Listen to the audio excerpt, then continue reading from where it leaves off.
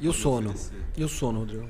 O sono não pode ter pouca quantidade, começando por aí, porque no consultório eu recebo muita gente que diz que se sente bem mesmo dormindo 5 horas e meia, 6 horas por noite, 6 e meia, que é esperado que você tenha prejuízos na sua saúde e no seu rendimento físico, cognitivo, de forma geral. Entre 6 e 7 eu acordo bem. Então, é esperado que se você dormisse de 7 a 8, você tivesse uma performance pouco maior, melhor e uma saúde com riscos reduzidos para várias circunstâncias, né? Mas ainda assim a margem dos estudos é de 6 a 8, 6 a 9, né? Mais do que isso também é problemático, é legal de colocar, poxa, no final de semana eu fiquei 10 horas na cama. Isso é bom ou ruim? Isso é ruim. Então você tem uma apresentação como se fosse um U invertido, né? Onde dormir pouco é muito ruim, imagine que a linha de baixo é o ruim e a parte de cima é o bom. Então, quanto você tiver dentro desses 7 a 8 seria o perfeito, mais do que isso ruim, menos do que isso ruim também. E o sono é gatilho para tudo quanto é circunstância. Tem estudo que mostra assim, uma noite de sono mal dormida, que é muito comum. Por exemplo, hoje tem jogo do Coringão, aí já vou acabar dormindo um pouco mais tarde do que eu estou habituado por gostar de assistir. Mas enfim, vamos pensar numa situação um pouco mais problemática, que é sair no final de semana, vou dormir 3 horas da manhã, dia seguinte naturalmente acordo cedo por já me despertar, 7 e meia já estou de pé, dormi pouco. A tendência é que nesse dia você tenha, em relação aos comportamentos alimentares, maior tendência para abusos e preferências por alimentos mais ultrapalatáveis. Você não vai querer uma saladinha com frango nesse dia, você vai querer uma lasanha, você vai querer um sorvete, como uma situação de recompensa ao estresse que foi a baixa quantidade de sono.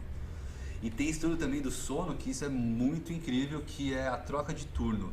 Então, profissionais, por exemplo, um médico, um policial que trabalha durante a noite, se ele dormir a mesma quantidade de horas durante o dia, em comparação a quando ele dorme durante a noite, ele tem prejuízos por isso. Então, ele não performa também? Ele vai ter aumento de predisposição à ansiedade, entre outros fatores. Ou seja, o horário de dormir é à noite. Então esse ciclo circadiano tem que ser respeitado. Né? Começou a escurecer, a gente tem uma série de modificações de hormônios adaptados ao escuro. Então, você falou que quem chega às 3 horas da manhã, dorme até 7, 8 horas, o cara não performa legal, ele vai ter vai ser mais ansioso e tal. E o que dorme demais? Qual é o... Mesma situação. É tão ruim quanto. Mesma coisa. É complicado. Dormiu 10, 11 horas. Nossa, é péssimo. Você ouviu falar de quando a pessoa dorme muito, fala que não é possível que eu acordei cansado ainda. Sim. Né? Que você fala, poxa, dormi tanto tempo, mas esse tanto foi excessivo. E aí isso mostra um quadro de desequilíbrio também. Sim. Né? Onde provavelmente foi uma noite Então, perturbada. e as pessoas É o ciclo circadiano. E as pessoas Exatamente que o falam ciclo. que não conseguem dormir menos que 9, 10 horas? Provavelmente elas também estão com algum desequilíbrio, problema, né? algum desequilíbrio, que se elas dormissem um pouco menos, elas teriam também, como eu citei para você, que dorme 6, por exemplo. E o grande problema é esse, de você se adaptar a quem você se tornou, dormindo menos, por ter isso como uma rotina, você nem percebe o quanto você vem reduzindo a sua performance, sua saúde, sua qualidade de vida, por conta dessa privação contínua que você se habituou, né? Eu vou falar isso pra minha esposa, que ela dorme 9, 10 horas todo dia. Pode falar. E assim, é isso, né? Tentar entender os porquês. Claro que tudo que é falado, pelo menos dentro das minhas abordagens, são baseadas em ciências, e a ciência ela tem aquela curva de Gauss, né? Que é meio que 90% da população pode receber essa informação, que tende a ser isso na prática. Mas tem o desvio padrão, os fora da curva. A individuação. A individualidade total. Mas é difícil com que ela esteja dentro desses, normalmente é 2,5 para lá e 2,5 para cá, de % né, da população, que sai muito das contas. Então a pergunta aqui, e quem tem filho pequeno?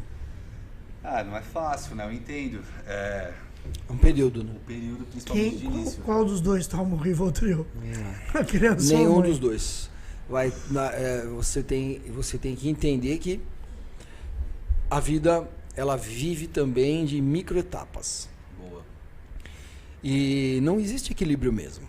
Nós somos equilibristas, então a gente vai ficar procurando o equilíbrio e isso é saudável na vida também. Por quê? Legal. Quando você citou o ciclo circadiano, por exemplo, nós temos um cérebro primitivo de milhões de anos. Milhões de anos, né, de formação. Né? Ele é pré-histórico, ou seja, ele existe muito antes da história, contada. Né? Você vai lá para o Mahabharata, por exemplo, tem 15 mil anos. Você pega a nossa Bíblia judaica, o ano judaico, nós estamos no ano de 6.700 e lá vai fumaça, do ano judaico, o ano bíblico. Na Índia, eles estão no ano de 15 mil e alguma coisa. Registro. Então, a história da humanidade registrada tem isso, 15 mil anos. Isso é nada. Isso é um centésimo, né? um milésimo do que realmente nós somos. E quando você traz isso para a atividade hoje moderna, isso é nada, isso é um breve suspiro da humanidade. A era que nós conhecemos hoje, da forma que nós conhecemos, tem menos de 200 anos. Então nós estamos falando do quê? Revolução Industrial para cá, por exemplo. Tem menos de 200 anos. Nosso cérebro tem milhões de anos aqui acumulados. Sim. Na nossa ancestralidade. Então, o ciclo circadiano, ele prevê que escureceu, você vai para a caverna. É isso aí. O sol raiou, você tem que estar de pé. É isso que explica o porquê que o sol já nasceu. O seu cérebro primitivo sabe que o sol nasceu. Independente daquilo que você fez. O seu cérebro primitivo sabe muito bem que o sol acordou.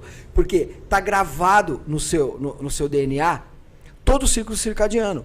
Não importa aquilo que você faz ou deixa de fazer por conta desses últimos 200 anos da humanidade, onde você ganhou todo esse conforto do ar-condicionado que regula a temperatura, né, da luz que pode simular a claridade, né, ou não, né? Escuridão, não importa. Então, assim, via de regra, escureceu, você tem que estar em casa. Esse é o ideal. O sol nasceu, você tem que estar de pé. Sim. Então, a galera que está nos assistindo, se souber que básico, né? o sol raiou, vai para a janela e toma aquela primeira luz do dia. Que maravilha. Essa primeira luz do dia regula os hormônios da pessoa. É uma pena que tão poucos saibam disso, mas isso é necessário. Então a galera aí que pode ter sintomas que estão relacionados à depressão, antes de buscar qualquer tipo de alopatia, de remédio, antes de se medicar, procura saber se você está botando o pezinho na terra, aterrando, né? Botando o pezinho na grama, na terra, na areia, né? E procura saber se, quando o sol, qual foi a última vez que você acordou com o sol?